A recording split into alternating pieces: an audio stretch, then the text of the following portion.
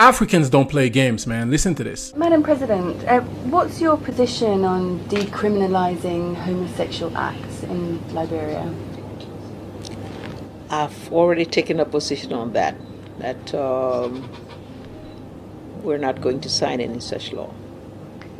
You won't sign any law to decriminalise? I won't sign any law that has to do with that area, none whatsoever. We like ourselves just the way we are. So, in essence, homosexuality for two gay men under the books is illegal in Liberia? We've got certain traditional values in our society that we'd like to preserve. So you're saying you wouldn't decriminalise that current law? I've just said to you, we're going to maintain our traditional values.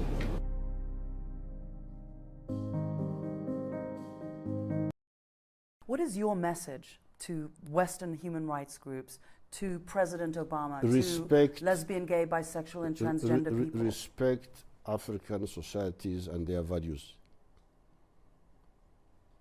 If you don't agree, you just keep quiet. Let's manage our society the way we see. If we are wrong, we shall find out by ourselves. Just the way we don't interfere with yours. Do you personally dislike homosexuals? Of course, they are disgusting. What sort of people are they? How can you go?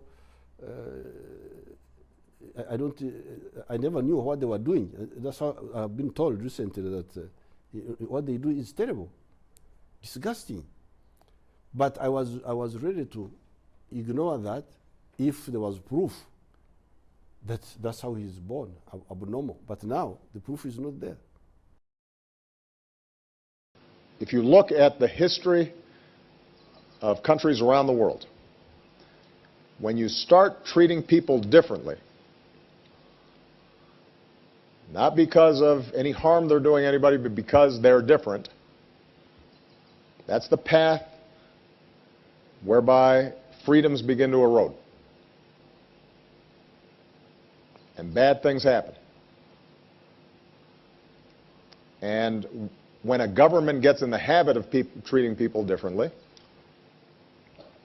those habits can spread. If somebody is a law-abiding citizen who is going about their business and working in a job and obeying the traffic signs and doing all the other things that good citizens are supposed to do, and not harming anybody, the idea that they are going to be treated differently or abused because of who they love is wrong. Full stop. Just like President Obama, I think we also need to be able to speak frankly about some of these things. And the fact of the matter is that Kenya and the United States, we share so many values. Our common love for democracy, entrepreneurship, value for families. These are things that we share. But there are some things that we must admit we don't share. Our culture, our societies don't accept.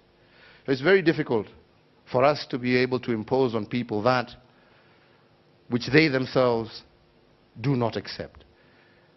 This is why I repeatedly say that for Kenyans today, the issue of gay rights is really a non-issue. We want to focus on other areas that are day-to-day living for our people. The health issues that we have discussed with President Obama, these are critical.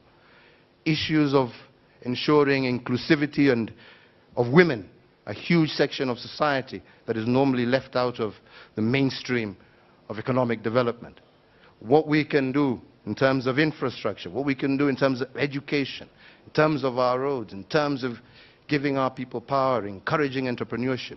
These are the key focuses. Maybe once, like you have, overcome some of these challenges, we can begin to look at new ones. But as of now, the fact remains that this issue is not really an issue that is on the foremost mind of Kenyans, and that is the fact. We equally reject attempts to prescribe new rights that are contrary to our values, norms, traditions, and beliefs. We are not gays. Cooperation and respect for each other will advance the cause of human rights worldwide. Confrontation, vilification, and double standards will not.